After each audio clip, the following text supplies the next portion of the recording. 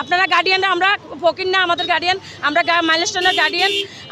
আমরা টাকা চাই না, আমরা গরিব হইলেও টাকা চাই না। তারা ক্ষতিপূরণ চাচ্ছে, এটা আপনি বলেন। এই বাংলাদেশে এরা এরা কেন এখানে বসে আছে? আমাকে একটু আপনাদের পক্ষ থেকে আমি আপনাদেরকে প্রশ্ন করি যে এরা এখনো কেন এখানে বসে আছেন? প্রধান উপদেষ্টার ফেসবুক পেজ থেকে অর্থ সহায়তার একটা চাওয়া হয়েছে, যারা হচ্ছে আপনারা কি গার্জিয়ানদের কি ক্ষতিপূরণ চায় না, বাচ্চাদের বডি চায়? আমরা বাচ্চাদের বডি চাচ্ছি। আমাদের গার্ডিয়ানদের একমাত্র দাবি আমাদেরকে, আমার বাচ্চাদেরকে ফিরিয়ে দেন, সেটা জীবন্ত হোক আর মৃত হোক। এরপরে আপনি বলেন, আমি 2001 সালে পড়াইছি, তখন আমার বাচ্চার বেতন ছিল 2600 টাকা। 2001 সালে যখন প্রতিষ্ঠানটা মাত্র শুরু করে, আমি তখন পড়াইছি 2600 টাকা, তখন আমি বেতন দিয়ে ইংলিশ ভার্সনে পড়াইছি আমার বাচ্চাদেরকে। আর এখন খরচ কত আপনি হিসাব করেন এত বছরে। আর সেই জায়গায় তারা ক্ষতিপূরণ চাচ্ছে, এটা আপনি বলেন। এই বাংলাদেশে এরা কেন এখানে বসে আছে? আমাকে একটু আপনাদের পক্ষ থেকে আমি আপনাদেরকে প্রশ্ন করি যে এরা এখনো কেন এখানে বসে আছেন? এরা কোনো নির্বাচন দেন না কেন? আর গার্ডিয়ানদেরকে এত সস্তা পাইছে এরা যে ওনারা বাচ্চার লাশ দিচ্ছে না, বাচ্চার একটা আপনি পড়া যাক ওটা দিয়ে দেন। আপনি কিচ্ছু পাচ্ছেন না, আমার বাচ্চার হিসাব দেন। আমরা বাচ্চাটাকে একটু স্থায়ী হইলেও তো মাটি দিয়ে আমরা ওখানে থাকবো, যে আমার বাচ্চা এটা। আপনার বাচ্চা মাইলস্টোনে পড়তো, পাশ করে বের হয়ে গেছে, কিন্তু মাইলস্টোনে এরকম একটা ঘটনা ঘটলো, গার্ডিয়ান হিসেবে কি বলবেন? আসলে এই কালকের ঘটনা সম্পর্কে বলার ভাষা আমাদের নেই। যাদের হারাইছে, আমরা গার্ডিয়ান, আমাদের মতো যাদের বাচ্চা এখানে বাচ্চা মৃত্যুবরণ করেছে, সবার অবস্থা খুবই নাজুক। আর এইটা পুরো বাংলাদেশ স্তম্ভিত, যে একটা শহর, এটা একটা আমাদের বাংলাদেশের প্রধান শহর, ঢাকা রাজধানী।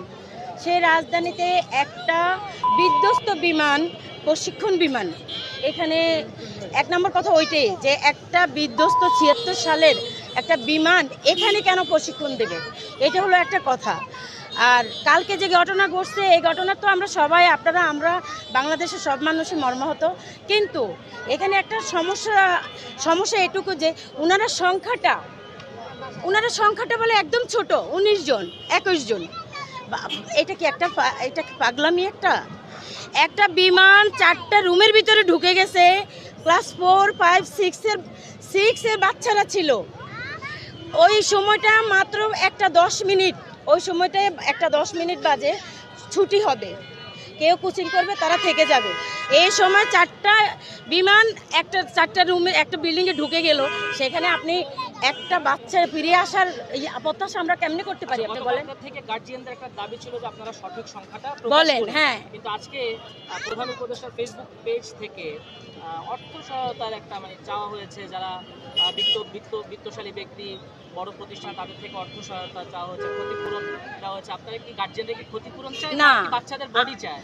আমরা বাচ্চাদের বডি চাচ্ছি। আমাদের গার্ডিয়ানদের একমাত্র দাবি আমাদেরকে, আমার বাচ্চাদেরকে ফিরিয়ে দেন, সেটা জীবন্ত হোক আর মৃত হোক।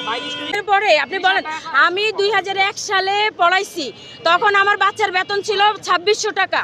2001 সালে যখন প্রতিষ্ঠানটা মাত্র শুরু করে, আমি তখন পড়াইছি 2600 টাকা, তখন আমি বেতন দিয়ে ইংলিশ ভার্সনে পড়াইছি আমার বাচ্চাদেরকে। আর এখন খরচ কত আপনি হিসাব করেন এত বছরে। আর সেই জায়গায় তারা ক্ষতিপূরণ চাচ্ছে, এটা আপনি বলেন। এই বাংলাদেশে এরা কেন এখানে বসে আছে? আমাকে একটু আপনাদের পক্ষ থেকে আমি আপনাদেরকে প্রশ্ন করি যে এরা এখনো কেন এখানে বসে আছেন? এরা কোনো নির্বাচন দেন না কেন? আর গার্ডিয়ানদেরকে এত সস্তা পাইছে এরা যে ওনারা বাচ্চার লাশ দিচ্ছে না, বাচ্চার একটা আপনি পড়া যাক ওটা দিয়ে দেন। আপনি কিচ্ছু পাচ্ছেন না, আমার বাচ্চার হিসাব দেন। আমরা বাচ্চাটাকে একটু স্থায়ী হইলেও তো মাটি দিয়ে আমরা ওখানে থাকবো, যে আমার বাচ্চা এটাকে পাগলামি, এদেরকে এই পাগলামি কমাইতে বলেন। বাংলাদেশ আমাদের সবার সভ্য বাংলাদেশ। 17 বছর আমরা পাগল হয়ে গেছি। এক শাসন আমল আমরা দেখছি যেখানে ভোট পর্যন্ত দেয় নাই, আমরা এই কেন্দ্রে যেতে পারি নাই। গণতন্ত্র কি জিনিস সেটা সবাই ভুলে গেছে। একটা মুখের ভাষা প্রকাশ করতে পারতাম না, সাথে সাথে অ্যারেস্ট। সে বাংলাদেশ যে 1 বছর আগে বিদায় করছে, অথচ এখন কোন বাংলাদেশ চাচ্ছে? কোনো বিচার হচ্ছে না। এই আইনমন্ত্রী এখানে বসে আছেন, আপনি বলেন 1 বছরে উনি কতটা বিচার করছে? কি বিচার করছে?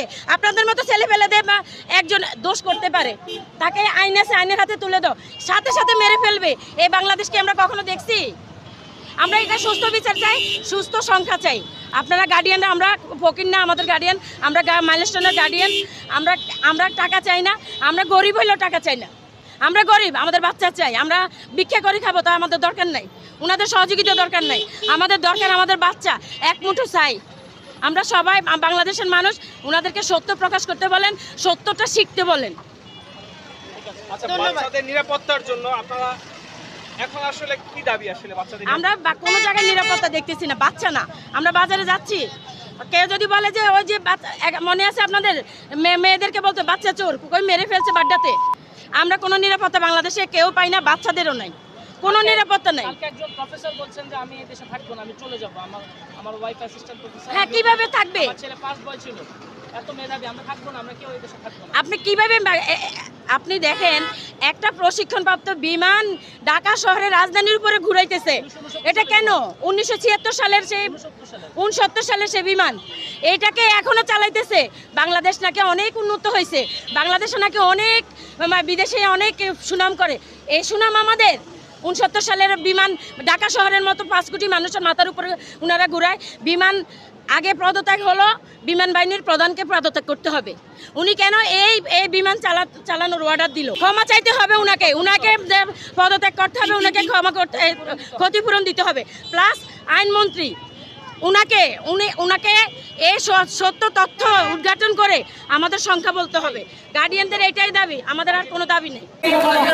দর্শক, এই যে ভবনটি দেখতে পাচ্ছেন মাইলস্টোন স্কুল অ্যান্ড কলেজের এই যে ভবনটা, এই ভবনটার মধ্যে আসলে এই ঘটনাটা ঘটেছে। এখানকার যে ক্লাসরুমগুলো আছে সেই ক্লাসরুমে এই ঘটনাটা ঘটেছে। আমরা প্রত্যক্ষদর্শী না, হ্যাঁ, এই পরিস্থিতিটা তোমরা তো দেন এইভাবে পড়ে আছেন। ক্লাসরুমের থেকে আসলে ব্যাগপত্র সেভাবে বের করা যায়নি, পরে উদ্ধারকারীরা আসলে ব্যাগপত্র বের করেছে।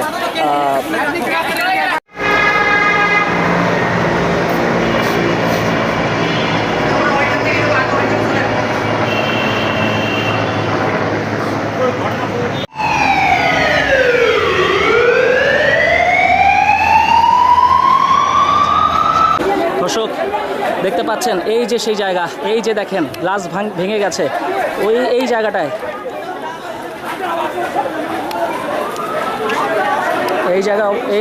এই যে ক্লাসরুম দেখেন, আপনাদেরকে এক্সক্লুসিভ দৃশ্য দেখানোর চেষ্টা করছি। এই যে ঢুকছে, দেখেন এখানকার এমন অবস্থা, দেখেন গ্লাসগুলো ভেঙে গেছে ক্লাসরুমে।